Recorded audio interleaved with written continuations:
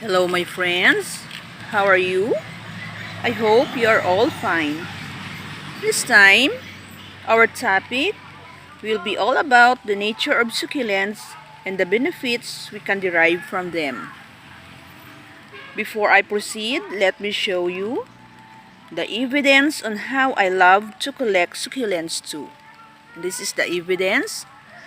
2 years ago, I let a carpenter made for me a small house enclosed by transparent plastic so that my cactus will be protected from rain and they will be experiencing hot temperature because as I have researched, cacti or succulents need a hot temperature in order for them to thrive.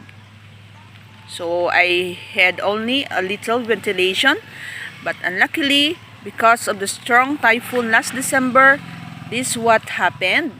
My small house for them tumbled down. But after this video of mine, I will be transferring them to their new small house. And I will update you on my next video. So let's proceed now to the nature and the benefits we can get from the succulents.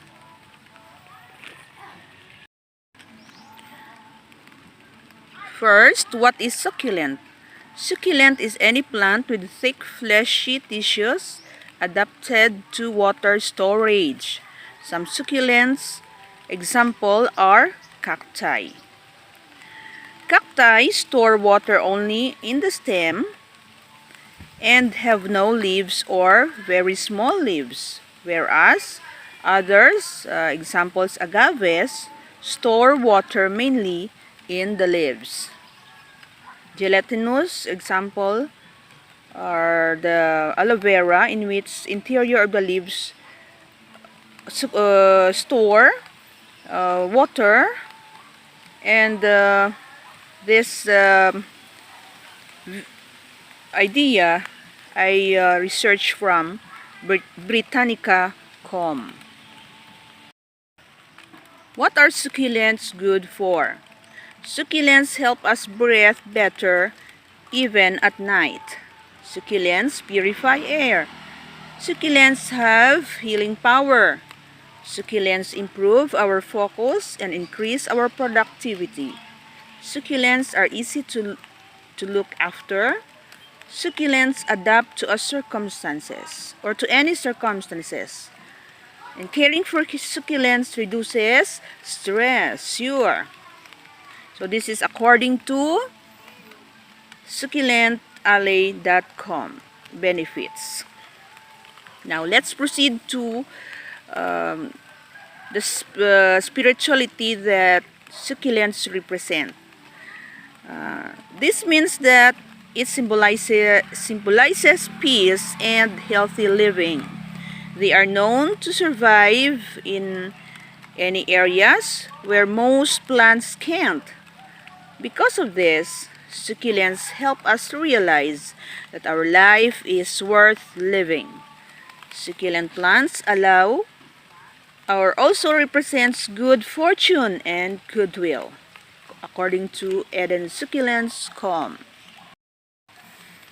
Overall, succulents is widely known as a symbol of tenacity, strength, and selflessness love. So, gifting succulents would be a great idea to show your unconditional love to the one or to the person you love the most, as stated by Succulents.com. They also quite resistant and require little care. For the reason they are considered plants that attract positive energy of abundance, activators of Qi. For Feng Shui, the most appreciated succulent plants for spiritual significance is jade plant. Also, aloe vera, cacti, and echeveria. According to succulent aloe.com.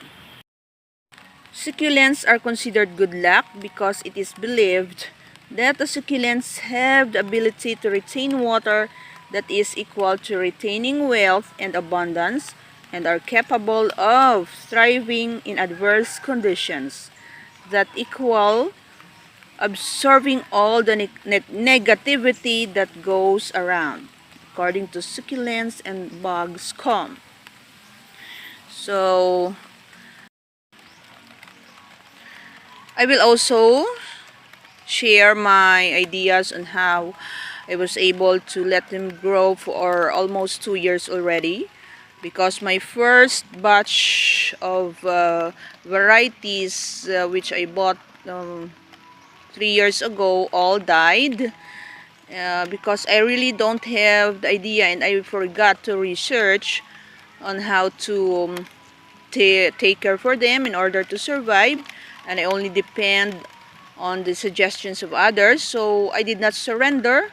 I collected again, and of course I did research so that I will be able to grow them successfully, because I really love cacti because they have very beautiful flowers, and they are considered as one of the most beautiful flowering plants.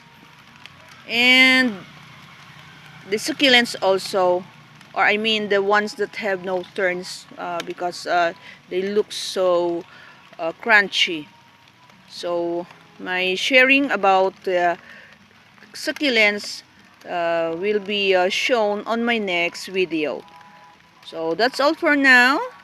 I hope you learned something about this video. God bless. Take care, and see you on my next video. Bye bye.